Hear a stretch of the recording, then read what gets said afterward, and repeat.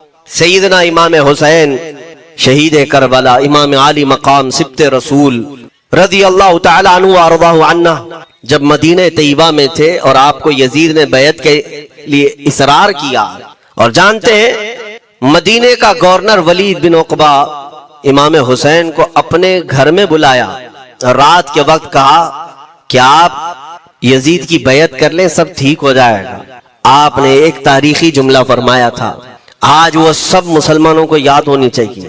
امام حسین نے یہ نہیں کہا میں حسین رسول اللہ کا نواسا یزید کی بیعت کروں گا فاسق و فاجر کی، یہ نہیں کہا آپ نے۔ توجہ چاہتا ہوں، آپ نے یہ نہیں فرمایا، بلکہ یہ فرمایا مجھ جیسا اس جیسے کی بیعت کیسے کر سکتا ہے۔ یہ قیامت تک آنے والوں کے لیے میسج ہے، حسین جیسا کبھی بھی یزید جیسے کی بیعت نہیں کر سکتا، اور نہ ہی ویسوں کی طاقت کو وہ مان سکتا ہے۔ اور الحمدللہ ہماری ماؤں نے بچپن سے ہمیں حسین کو ہی سنایا ہے، یزید کو نہیں۔ اس لیے آج اگر کسی تخت پر یزید بیٹھا ہو تو ہمیں ڈر نہیں لگتا اس بات کا کہ وہ گردن اڑا دے گا، ہمیں اس بات کا خوف نہیں لگتا کہ پھانسی پر چڑھا دے گا، ہمیں اس بات کا یقین ہے کہ اگر ہمارے ٹکڑے بھی ہو جائیں گے تو انشاءاللہ ہماری روح کربلا ضرور پہنچیں گی۔ امام حسین کے ساتھ قیامت کے دن اٹھائے جائیں گے، حق بات کرتے ہوئے اگر دنیا سے جائیں۔ عزیزان گرامی وقار، میں تاریخ کی چند جھلکیاں آپ کے سامنے رکھوں گا، مجھے حکم بھی ہوا ہے بہت جلدی وقت ختم ہو جائے گا، سمیٹنا ہے۔ میں چند مثالیں آپ کے سامنے رکھتا ہوں۔ طاقت کسے کہتے ہیں، قوت کسے کہتے ہیں؟ جیم میں جا کر باڈی بنانے والا طاقتور ہے، کاجو بادام کھانے والا طاقتور ہے، مکے مارنے والا طاقتور ہے۔ کون ہے طاقتور؟ طاقت کسے کہتے ہیں؟ میرے عزیزو، اصل طاقت تو یہ ہے کہ تم استعمال اپنے ہاتھ پیر کچھ بھی نہ کرو لیکن کھلبلی دوسروں میں مچی رہے، یہ اصل طاقت ہے۔ یہ رب تعالیٰ کی طرف سے دی ہوئی ہوتی ہے انعام میں۔ ورنہ آپ سوچ سکتے ہیں کہ حسین اعظم کے ساتھ جو لوگ آئے تھے وہ کل قافلہ کتنا تھا؟ الگ الگ روایتیں، امام حسین کے ساتھ 135 لوگ تھے، بعض روایات میں ہے 96 تھے، 96 لوگ تھے، بعض روایت میں 82 تھے، شہید ہونے والوں کی تعداد 72 ہے۔ لیکن اس بات پر اکثر علماء محدثین کا خیال ہے کہ 82 لوگ تھے، 82 لوگ تھے۔ 82 کے مقابل میں کتنے لوگوں کو آنا چاہیے راستہ روکنے کے لیے؟ اگر کسی عام آدمی سے بھی پوچھے تو ڈبل کر دو، ٹرپل کر دو، 4 گنا زیادہ کر دو۔ نہیں، 82 کو روکنے کے لیے پہلے 1000 لوگ آئے، پھر وہ 1000 کے بعد 4000 پلس آئے، 5000 لوگ صرف 82 لوگوں کو روکنے کے لیے آئے راستہ۔ پھر یہ لوگ 4 دن تک راستہ روکتے ہی رہے، 5000 لوگ مل کر۔ 10ویں محرم ہونے سے پہلے پھر تقریباً 16000 لوگ آئے، یعنی تقریباً پورے ٹوٹل ملا کر 22000 کے قریب، 21000 سمتنگ کچھ۔ 22000 کی فوج کیا معنی رکھتی ہے؟ کس کو روکنے کے لیے؟ 82 لوگوں کو۔ اسی سے سمجھ میں آتا ہے اصل طاقت کسے کہتے ہیں۔ طاقت اسی کو کہتے ہیں کہ ادھر 3 دن کے بھوکے اور پیاسے ہیں، ان کے خیموں میں ساز و سامان بھی نہیں، جنگ کے اسباب بھی نہیں، اور وہ جنگ کی نیت سے بھی نہیں گئے، اس کے باوجود 22000 کے سینوں میں جو کھلبلی مچی ہے، دنیا اسی کو سمجھ نہیں پا رہی ہے۔ اگر دنیا یہ سمجھتی ہے کوانٹیٹی کا نام طاقت ہے تو ہم اس کو رد کرتے نہیں، کوالٹی کا نام طاقت ہے۔ ایمان یہ اصل طاقت ہے۔ اور ایک تاریخی بات میں آپ کے سامنے رکھتا ہوں، امام حسین کا راستہ روکنے کے لیے سب سے پہلے یزید کی فوج سے جو شخص آیا تھا اس کو حر بن یزید کہتے ہیں، حر بن یزید الریاعی۔ 1000 کا لشکر لے کر کے یہ امام حسین کا راستہ روکنے آئے، 2 دن تک ادھر ادھر گھماتے رہا، اور جب نمازیں ہوتی رہی امام حسین مسلح امامت پر ہیں اور یہ یزیدی اقتدا بھی کر رہے ہیں، ہر جماعت امام حسین کے پیچھے ہو رہی ہے۔ لیکن میں آپ کو بتاتا ہوں 10ویں محرم سے پہلے امام حسین نے خطبہ دیا اور یزیدیوں سے کہا کیا تم میری حیثیت کو نہیں جانتے؟ میں فاطمہ زہرا کا بیٹا ہوں، حیدر کرار کا نور نظر ہوں، رسول اللہ کا نواسا ہوں، میری نسبتیں کیا تمہیں نہیں معلوم؟ تم میرے خون سے اپنے ہاتھوں کو نہ رنگو، میں تمہارے پاس آپشن رکھتا ہوں، میں اس راستے سے اپنے واپس مدینے کی طرف جاتا ہوں یا کسی ساحل کی طرف یا دمشق جاؤں گا، جنگ کرنا نہیں چاہتا تم سے۔ یہ 3 آپشن جب امام حسین نے رکھا تو یزیدیوں نے ایک کو بھی قبول نہیں کیا، وہ جنگ کرنا ہی چاہتے تھے، امام حسین کے خون کے ساتھ کھیلنا ہی چاہتے تھے۔ لیکن جو حر بن یزید ہے، توجہ چاہتا ہوں، جو خود امام حسین کا راستہ روکنے کے لیے آیا، اس کے دل میں یہ بات آئی اور اس نے آ کر کے 10ویں محرم کو یزیدیوں سے کہا میاں مان لو حسین کی بات، 3 میں سے کوئی ایک بات مان لو، ہم جنگ نہیں کرنا چاہتے، وہ رسول اللہ کے بیٹے ہی تو ہیں۔ تو سارے جو سپہ سالار بڑے بڑے تھے، عمرو بن سعد، شمر وغیرہ، حر بن یزید سے کہنے لگے تجھے کون کہتا ہے فیصلہ کرنے کے لیے، تو سپاہی ہے، 1000 کی نفری تیرے ساتھ دی گئی ہے، بس اگر تجھے ہمارے ساتھ رہنا ہے تو میدان میں جمع رہ، ورنہ چلا جا، تو صلح کی باتیں مت کر۔ حر بن یزید اسی دن 10ویں محرم کو ان یزیدیوں سے کہتا اچھا اگر تم میرے اس بات کو نہیں مانتے تو تمہاری سپہ سالاری تمہیں مبارک، میں حسین کے خیمے میں جا رہا ہوں۔ جو یزید کی طرف سے آیا تھا وہ کدھر چلا گیا؟ مولا حسین کے خیمے میں۔ کب؟ صرف 10ویں محرم، ایک روایت میں 9ویں محرم کو، ایک دن پہلے امام حسین کے خیمے میں آیا، دست بوسی کی، معافی مانگی، اور امام حسین نے کہا اب تم جا سکتے ہو اپنے گھر۔ حر بن یزید نے کہا میں اس وقت تک اب آپ کا ساتھ نہیں چھوڑوں گا جب تک میرے جسم میں آخری سانس باقی رہے، میں آپ کے ساتھ رہوں گا۔ اب امام حسین کی وفاداری میں آنے والا کون تھا؟ اس لیے میں آپ کو ایک چیز دے جاتا ہوں میرے عزیزوں، اللہ عز و جل کی قدرت کے فیصلے ہیں، وہ جب چاہتا ہے کہیں سے بھی کسی کو ہدایت عطا فرماتا ہے۔ وہ باطل قوتوں کے موجود پلنے والا بچہ بھی کبھی رب تبارک و تعالی ہدایت دیتا ہے، اسے عالم بناتا ہے، اور کبھی کعبے کی چھاؤں میں پلنے والے کو مولا ابو جہل بھی بناتا ہے، گمراہ کر دیتا ہے۔ حر بن یزید مولا حسین کے پاس آ گئے، جو بات مجھے کہنی ہے اس کے لیے مجھے اتنا واقعہ بیان کرنا پڑا ہے، میں اصل پوائنٹ کی طرف آتا ہوں، کیوں میں یہ بیان کر رہا ہوں۔ جب 10ویں محرم کو جنگ شروع ہوئی، عمرو بن سعد نے تیر چلایا، تو جانتے ہیں خیمہ حسین کی طرف سے سب سے پہلے میدان میں اترنے والا یہی حر بن یزید ہی، یہی اترے اپنے گھوڑے پر سوار ہو کر انہی یزیدیوں سے لڑنے کے لیے جن کی فوج میں یہ آئے تھے، ان کے مقابل میں لڑنے کے لیے گئے، اور جب لڑنے کی ابتدا ہوئی صبح سے دوپہر کے قریب تک وہ لڑتے رہے، زوال تک۔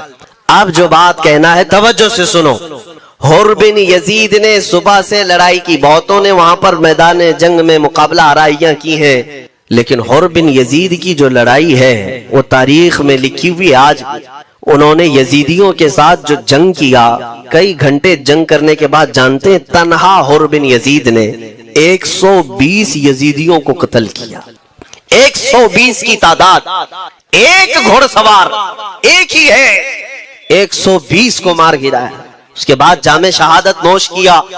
میں تاریخ پڑھ رہا تھا، وہیں پر ہم نے کتاب کو روک دی، بہت سارے لوگ کربلا کے واقعات میں امام حسین کے خاندان کے بچوں کے شہادت تو بیان کرتے ہیں، ان کے جسم کٹ گئے، ان کے اوپر گھوڑے دوڑائے گئے، لیکن تم یہ نہیں جانتے کہ حسینی شہزادوں نے باطل قوتوں کے کیسے چھکے چھڑائے تھے، ایک ایک جوان نے مقابل میں آنے والوں کو ان کی اوقات کیسے یاد دلائی تھی۔ اب سنو، حر بن یزید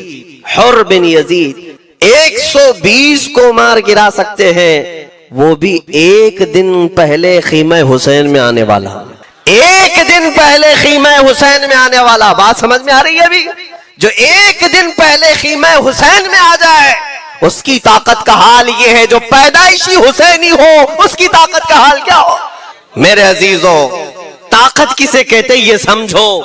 یہ اور بات ہے کہ لوگوں کو اپنی ہی اوقات معلوم نہیں، اپنی حیثیت معلوم نہیں ہے۔ ہوتا کیا ہے میں آپ کو بتاؤں، علامہ عبد المصطفیٰ اعظمی صاحب نے ایک بڑی پیاری بات لکھی ہے، وہ گجرات کے حالات بہت اچھی طرح سے جانتے تھے۔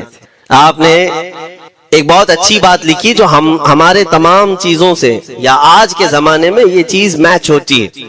ایک تاجر تجارت کرنے کے لیے نکلا، اس کے پاس کچھ قیمتی ہیرے تھے اور وہ ہیروں کی تجارت کرتا تھا، اور ایک چور اس کے پیچھے پڑ گیا، اور وہ چور روزانہ وہ چوری کرنے کے چکر میں رہتا تھا کہ جب رات کو یہ تاجر سوئے تو میں یہ ہیرے نکال لوں گا، لیکن 2-3 دن جب وہ تاجر سوتا تھا وہ پورے ہیرے چیک کرتا تھا، کہیں نہیں ملتے تھے، تھک گیا چور۔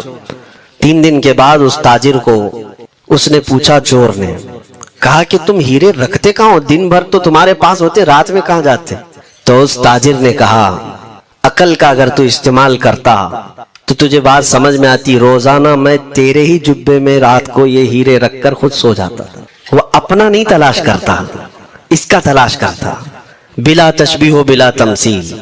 میرے عزیزو، تمہارے پاس جو طاقت ہے تمہیں اس کا اندازہ نہیں۔ تم جو محبت مصطفیٰ صلی اللہ علیہ وسلم کی شمع اپنے سینے میں رکھتے ہو، مولا کریم کا وعدہ ہے تمہارے ساتھ، کانا حقا علینا نصر المؤمنین۔ رب تعالیٰ فرماتا ہم نے اپنے اوپر لازم کر لیا ہے کہ ایمان والوں کی مدد کریں، اور ہم نے مدد دیکھی ہے، رب تعالیٰ کی مدد دیکھی ہے۔ آج کے ان حالات میں مجھے بتاؤ، بھونکنے والے بھونک ہی رہے ہیں، باقی تمہارا کیا بگاڑ لیا، کیا تمہارا خراب کیا؟ بس یہ ہے کہ تم اپنے اندر کھلبلی مت مچاؤ اور زیادہ خوف و ہراس میں مت جیو۔ الحمدللہ مسلمان ہیں، مومن ہیں، کسی چور قوم سے تمہارا رشتہ نہیں ہے۔ تم دنیا کی اس عظیم قوم ہو جو صرف اور صرف اپنے رب تعالیٰ کے حضور جھکتی ہے، اور اپنے رب تبارک و تعالیٰ کے حضور ایسے جھکتی ہے۔ میں چیلنج کے ساتھ کہتا ہوں، پوری دنیا میں کوئی کمیونٹی، کوئی قوم ایسی نہیں ہے جو اپنے خدا کو دیکھنے کے بعد ہی جھکتی ہے۔ جس کی بھی جاؤ، ان کے خداؤں کی تصویر وہاں پر سامنے ہوتی تبھی جھکتے ہیں، وہ چاہے عیسائی ہوں، یہودی ہوں، کوئی بھی ہوں، انہوں نے کوئی نہ کوئی یا مورتی بنائی ہے یا تصویر بنائی ہے، تب وہ جھکتے ہیں۔ تنہا تم ایمان والے ہو جو آج تک اپنے خدا کو دیکھا نہیں لیکن ہر دن سجدہ کرتے ہو، تمہارا یہ ایمان ہے۔ اور قرآن میں شروع میں ہی اللہ تعالیٰ نے جو تعریف فرمائی سورہ بقرہ میں، یؤمنون بالغیب، اللہ فرماتا ہے یہ وہ لوگ ہیں جو غیب پر ایمان رکھتے ہیں، دیکھا نہیں۔ اور دنیا میں کروڑوں مسجدیں ہوں گی، کسی مسجد میں اللہ کی تصویر ہے؟ کسی مسجد میں؟ اور یا تمہیں صلاۃ و سلام پڑھنے کے لیے میرے آقا کی تصویر دیکھنے کی ضرورت ہے؟ یہی تو تمہارا ایمان ہے میرے عزیزوں۔ میرے آقا کو ہم نے دل میں بسا رکھا ہے، اور جب حضور پاک کی یاد آئی بغیر تصویر دیکھے ہم کھڑے ہو جاتے ہیں، اور ان کی محبت ویسی ہوتی ہے، ہمیں کسی تصویر اور مورت کو دیکھنے کی ضرورت بھی نہیں ہوتی۔ تمہاری خصوصیات بہت ہیں، اللہ رب العزت نے تمہاری پیشانیوں کو محفوظ رکھا ہے، کسی غیرے کے سامنے جھکنے نہیں دیا، پیشانی مقدس ہے تمہاری۔ ہاں یہ تو نہیں ہے کہ تم کسی درخت پر بھی چلے جاؤ، پتھر پر بھی چلے جاؤ، چوہے پر بھی جھک جاؤ، سانپ پر بھی جھک جاؤ، نہیں ہے۔ ایک صحابی ہیں، ایمان لانے کے بعد وہ کہتے ہیں یا رسول اللہ صلی اللہ علیہ وسلم، دو واقعات ایسے ہیں جو زمانے جہالت میں ہم کرتے تھے، ایک واقعہ یاد کرتا ہوں تو رونا آتا ہے، اور ایک واقعہ یاد کرتا ہوں تو ہنسی آتی ہے۔ حضور نے فرمایا وہ دونوں کیا ہیں بتاؤ؟ انہوں نے کہا پہلا واقعہ تو یہ ہے جس کو یاد کر کے روتا ہوں کہ جوانی میں جب ہمارے گھر بیٹی پیدا ہوتی تھی تو ہم اس کا گردن مروڑ کر دفن کر دیتے تھے۔ آج مجھے یہ بات یاد آتی ہے تو رونا آتا ہے کہ ہم نے ایسے کئی بچیوں کو دفن کر دیا۔ عرب والے داماد بنانا نہیں چاہتے تھے اور بیٹیوں کو پہلے ہی مار دیتے تھے۔ یہ وہ صحابی کہتے ہیں اب یاد آتی ہے بات تو رونا آتا ہے۔ میرے آقا صلی اللہ علیہ وسلم نے فرمایا پھر ہنسی کس بات پر آتی ہے؟ کہتے ہیں زمانے جہالت میں ہمارے خدا جو ہوتے جن کی ہم عبادت کرتے تھے تو جب سفر میں جانا ہوتا تھا تو آٹا گوند کر کے خدا بنا لیتے تھے، کیونکہ سفر میں جانا ہے اور ہر جگہ ان کو ساتھ میں رکھنا تھا خدا کو۔ وہ صحابی کہتے ہیں سفر کے خدا اور ہوتے تھے، ہوا کا الگ، پانی کا الگ، مٹی کا الگ، سب لے کر کے چلتے تھے۔ پھر حضور نے فرمایا ہنسی کس بات پر آتی ہے؟ وہ کہتے ہیں بیچ راستے میں اگر کھانا ختم ہوا تو کبھی خدا کا ہاتھ توڑ کے کھاتے تھے، کبھی پیر توڑ کے کھاتے تھے۔ ارے میرے عزیزو 1400 سال بعد آج جب آپ ہنس رہے ہیں، اس صحابی کو تو اس بات پر ہنسی آتی ہوگی۔ میں یہ بات صرف اس لیے عرض کر رہا ہوں کہ شکر مناؤ اللہ رب العزت کا کہ تمہیں رب تبارک و تعالیٰ نے اس قوم میں پیدا کیا ہے جس کا ماتھا صرف وحدہ لا شریک کی بارگاہ میں جھکتی ہے۔ تم ایمان والے ہو، اور میں نے آیت یہی تلاوت کی خطبے میں وَلَا تَهِنُوا وَلَا تَحْزَنُوا وَأَنْتُمُ الْأَعْلَوْنَ إِن كُنتُم مُؤْمِنِينَ۔ گھبراؤ مت، پریشان مت ہو، تم سب سے زیادہ سربلند رہو گے اگر تم ایمان والے ہو۔ یہ قرآن کی آیت ہے۔ ایمان کسے کہتے ہیں؟ ایمان کسے کہتے ہیں؟ یعنی اللہ نے فرمایا اگر تم ایمان والے ہو تو سب سے زیادہ کامیاب ہو۔ اب ہم پوچھتے ہیں رسول پاک سے ایمان کسے کہتے ہیں؟ میرے آقا کی زبان سے سنو، لا یؤمن احدکم حتی اکون احب الیہ من والدہ وولدہ والناس اجمعین۔ حضرت انس سے روایت ہے حضور پاک صلی اللہ علیہ وسلم فرماتے ہیں تم میں سے اس وقت تک کوئی کامل ایمان والا نہیں ہو سکتا جب تک اپنے والدین، اپنے بچے، اپنے اور سارے انسانوں سے زیادہ میں اس کے نزدیک محبوب نہ بن جاؤں۔ حضور سے کامل محبت جب تک نہ کرو گے تب تک ایمان بھی کامل نہیں ہے۔ خلاصہ کلام یہی ہے کہ محمد سے وفا تو نے تو ہم تیرے ہیں، یہ جہاں چیز ہے کیا لوح و قلم تیرے ہیں، بس اسی بات پر آپ کو آنا ہے۔ اقبال بھی یہ کہتا ہے میں جرمنی گیا، یورپ کا سفر کیا، وہاں کی ترقیوں کو دیکھا اور وہ لوگ بہت آگے بڑھ رہے تھے، میں اسی لیے سفر کیا کہ میں وہاں تحقیق کر کے آؤں، دیکھوں اپنی قوم کو آ کر کے میں بتاؤں مسلمانوں کو کہ کس فیلڈ میں تم جاؤ گے تو کامیاب ہوں گے، سائنس میں، فزکس میں، جغرافی میں، کیمسٹری میں، میتھس میں، کون سی فیلڈ میں تم جاؤ گے تو زیادہ ماہر ہوگے۔ کئی سال اقبال نے وہاں کی خاک چھانی، تحقیقات کیا اور واپس جب آیا اپنی قوم کی طرف، علامہ اقبال کہتے ہیں میں ساری دنیا وہاں کی یورپ کی چھان کر کے آیا، یہی دیکھنے گیا تھا کہ میری قوم کس میدان میں اترے تو کامیاب ہوگی۔ تو لوگوں نے پوچھا کیا وہ تمہیں راز مل گیا؟ وہ کہتے ہیں ہاں مجھے راز مل گیا۔ لوگوں نے پوچھا کس میدان میں اترے؟ تو اقبال کہتا ہے میں تو راز کو پہنچا، اپنی قوم کو بتاتا ہوں تمہاری ترقی کا راز صرف اتنا ہی ہے کہ محمد سے وفا تو نے، کہ محمد سے وفا تو نے تو ہم تیرے ہیں، یہ جہاں چیز ہے کیا لوح و قلم تیرے ہیں۔ ساری کامیابی کا اصل راز میرے آقا سے بے انتہا محبت ہے۔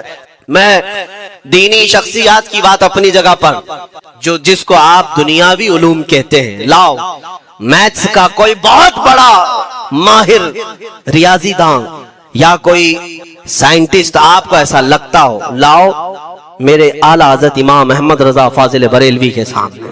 جانتے ہیں آپ اس اعلیٰ حضرت فاضل بریلوی نے 55 علوم پر اپنی تحقیقات لکھ دی ہیں، باقی جانتے کتنے تھے وہ اللہ ہی بہتر جانے۔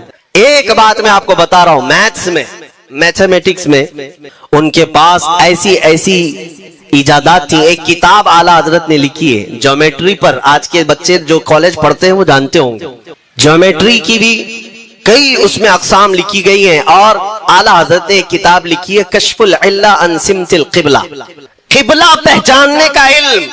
تم تو آج وہ کمپاس لے کر کے پہچانتے ہو نا، اب تو موبائل میں آ گیا، موبائل کو گھماؤ ادھر دکھا رہا ادھر، ادھر دکھا رہا ادھر قبلہ۔ میرے عزیزو اسلام مشینوں سے نہیں چلتا ہے، اس کا سیل چلا گیا تو کیا تمہارا اسلام چلا جائے گا؟ اس کی بیٹری چلی گئی تو کیا تمہارا دین چلا جائے گا؟ نہیں، اسلام مکمل قواعد اور ضوابط کے ساتھ ہے۔ ساری مشینیں ختم بھی ہو جائیں، اسلام نے تمہیں قاعدے بنا کر دکھائے ہیں، پریکٹیکل۔ یہ قبلہ پہچاننے کا علم ہوتا ہے، شہر کا طول البلد عرض البلد دیکھنا ہوتا ہے۔